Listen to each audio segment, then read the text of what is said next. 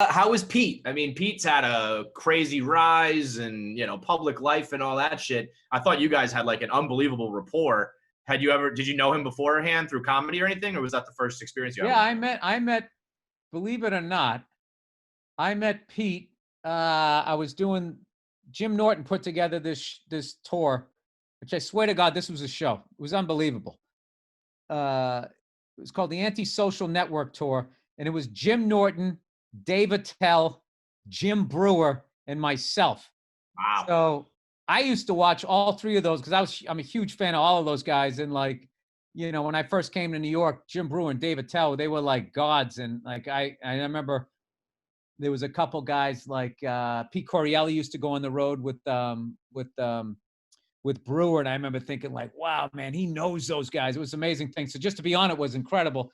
So anyway, so we did the tour, and I was down in Atlantic City, and of course, the day of that, the fucking Patriots played the Jets and lost at home that game. Good.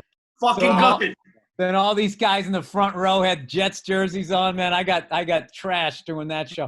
So I'm coming out the next day out of the lobby, out of the hotel lobby there, whatever casino where you're at. And I was like ducking out, trying to make sure I don't get trashed by Jet fans.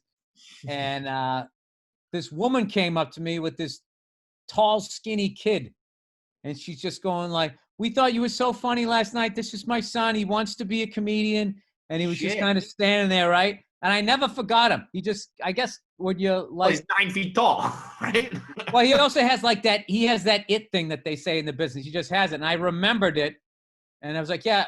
She said she already driven him to his first open mic. So I was like, I said, hey man, you're doing it right. I didn't start till I was like 23, almost 24. It's a young man's game.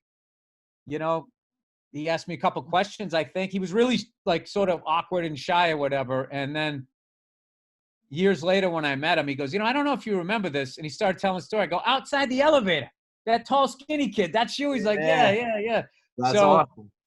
Yeah, so we always kind of had that cool thing. And as he, rose up so fast, I think I got to know him, like I got to really know him after he got on like SNL and stuff. And like he started selling tickets and stuff. And I was in New York or something, and he was asking me questions, because promoters try to steal from you and all of that, like, the ins and outs of the business.